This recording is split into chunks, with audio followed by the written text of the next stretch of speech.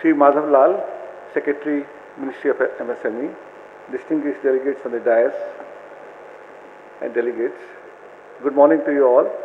First of all, I'd like to thank Franchise India for organizing this great show, franchise show, as well as inviting me to talk to you. So, budding, I think, more than 100 entrepreneurs sitting in this stage and trying to understand how they can grow their businesses. Well, before we look into all the aspects, I like to cover my talk into the scenario which is right now, the industrial marketing scenario and the business scenario at the moment in the world, and what's expected to happen in India and how to go about doing entrepreneurship. Well, I think the whole world is passing through one of the worst phases of slowdown since 2008.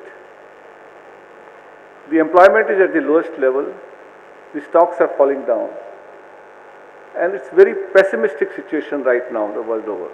We are not yet sure whether this slowdown is yet over or not worldwide. The manufacturing sector in India is performing very badly. It has in fact last year shrunk to 0.4%. You look at this Diwali, in fact, as we said, this election is on and things are good, but I don't think it's happening. The retail business is down this season, the worst ever down. I like to inform you, sir, on this point. And how long will it continue, we don't know worldwide. Maybe a year or 2 years, that's why. US is recovering, but Europe is not recovering as yet. We still have a conflict in the Middle East. So this is a scenario at this moment. As an entrepreneur, if you are trying to enter, you must understand this scene. Well, in India, things have changed. We have a new government. The new government has promised Achhe Din, and they're bound to come in. We are seeing the change, at least in the structural level which is happening in the country. We have seen our Prime Minister meeting the Japanese delegation, going to Japan, and Chinese delegation going to US, and he is emphasizing the need for manufacturing in the country. He is promoting business in the country. He means business. He has launched a campaign of Make in India. That means the present form. Not Made in India is a past form, that you have already made a product. But Make in India is a present form. He says, let's come and make it.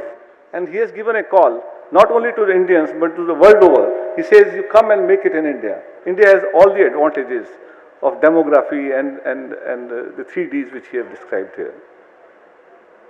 Well, this is what is going to happen. So a real push has come in. And the government has said 25% of GDP has to come from manufacturing, which is existing 15%, in another 5-6 years of time. And if that happens, I'm sure we'll reach that stage if the motive is there. And if we do reach that stage, you can understand what type of manufacturing activities is bound to happen in the country. He has given a stress on development of infrastructure. So if infrastructure has to come in, if power has to come in, if roads have to come in, and if housing has to come in, 100 smart cities he has promised to come in the country. You can look at it, what type of activities is going to happen in this country. And well, if you look at it from demographic angle, well, it's bound to happen in this country. You can't, the power of the country has to be unleashed. And I think we are the most opportune time at this moment in the history of India that a business activity is going to expand. So to my mind, it's a very right opportunistic movement for future, for budding entrepreneurs to look into businesses as they're going to happen. Well, the second aspect which I like to highlight besides government is the population of this country. 125 crores people, 1.25 billion people in the country. That's a market for you. And this is not a dormant market. We are not about 20 years back wherein our villager doesn't know what is happening in the world. Today we are into internet stage where the mobile phone has reached into the villages, and a person in a village is able to understand what is happening in the world. He is connected to the world. Now he has aspirations. He wants to grow up. He wants to have best things in the world. How long we can deny him all these things? He's going to demand them. And obviously he's going to earn them. He's not going to snatch them. He's going to work for himself and earn the money to have things in there. Maybe he doesn't have light at the home, but he like to demand, okay, I want the power in my home. He like to demand, I want to have a refrigerator at home, I want to drink a cool water. Why not? He like to demand that I want to have a full pakka house in the home. And he will certainly demand and work for it. So the two things are going to happen. People are going to work harder to earn money, and people are going to spend money, and that's the economy. So the economy is bound to happen because of the aspirations, connection, and the population, and that cannot be designed. And third is the digital revolution, which this country is going to take place. We as such are excelling in digital form, and our people have shown that what we can do. And this digital revolution will further improve the connectivity to the world, and that will require more demand. So to my mind, entrepreneurship has to built in now in this country if everybody needs to grow. And you all are budding entrepreneurs, you want to do business, or maybe you are doing business and you want to grow faster. So I think this is the right time to go ahead and look forward future, because it takes time to build up businesses. They can't happen overnight. You can't buy a product and say, okay, I'm an entrepreneur today. You'll have to devote time and efforts and your concepts to work out on this.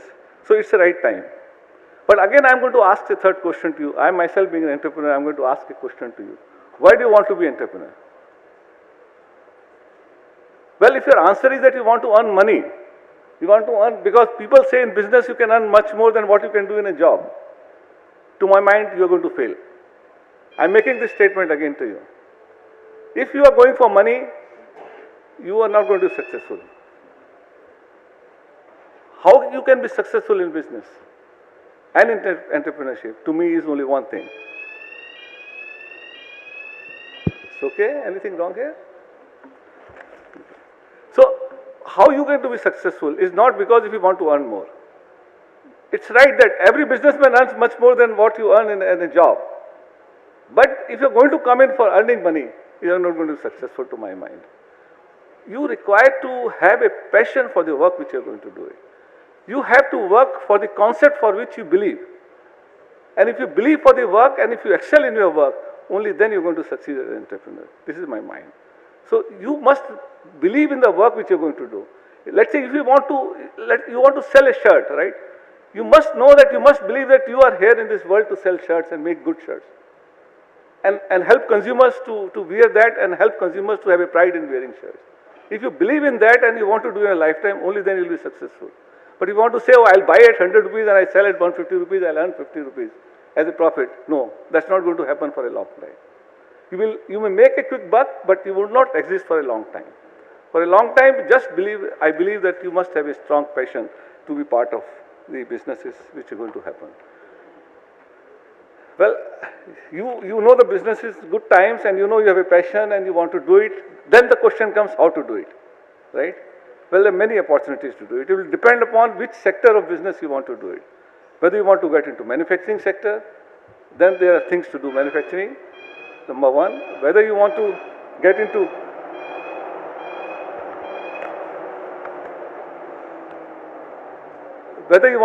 servicing sector, it's a very growing sector, as we have heard Mr. Madhavlal, is a very fast growing sector for small businesses. It could be a servicing sector. So depend upon which sector you want to do, or you want to do only a trading sector, maybe then this is a show for you, the best show for you to do in the trading sector. Take the franchises and start doing trading into the system. So having decided that, you have to decide what line you want to select and where you have a passion to work. And having done that, then you have to build up your business through various models.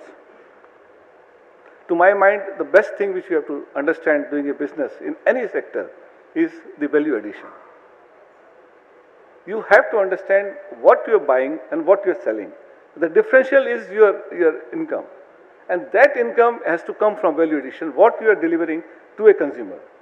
Is he getting a better value than what he is paying for? If he doesn't get a better value than what he is paying for, he is not going to buy for it, because he has a lot of options. I'll give you a simple example of valuation. You take a shirt is available at about 50 rupees, a shirt is available at 1,000 rupees. A person who buys a 1,000 rupees shirt is always very happy, is prideful. Oh, I have bought a good shirt. He values that shirt as 1,000 bucks. Although the value of its manufacturing may be even 200 rupees only. Why is he happy? Because he got a value for this. It's a fashion product. So he got a value of that product. So if you add a value to a product, you are going to get more margins in sales. So you need to keep working on what value addition are you doing into the process. And well, the systems have changed now, and as you will move forward in your enterprise and entrepreneurship journey, you always have to keep on adding and creating intellectual property. The old time of businesses have gone wherein you need to do business with a capital. So today the businesses are being done by value addition and by intellectual property. You have to keep creating your things which you have designed and innovative as your intellectual property, and you have to, because today's information world, you can't keep anything secret. Today's you can go to internet and find out how this is being done, and you'll find hundreds of ways of doing it. So there is no secret, trade secret. The secret lies in intellectual property. Today you have legislative systems in which you have invented something, you invented a process, you invented a product, you invented anything, you can get into intellectual property. Your brand can be intellectual property, your design can be intellectual property. So what you create in a longer period of time is your intellectual property. So we as Indians have to keep understanding that we will keep innovating our products and we will keep creating our intellectual property in the form of branding, in the form of design registration, in the form of patents and the processes which we are going to design. Because that's the thing which will keep giving you value over a long period of time. And obviously the branding or licensing has already been spoken about, the distinguished speakers out here. The importance of branding and licensing I did not spell to you. And if you keep doing these three activities, I'm sure your business will be profitable and you will keep doing it. And I wish you all a great journey in future ahead as an entrepreneur, and all the best to you. Thank you very much.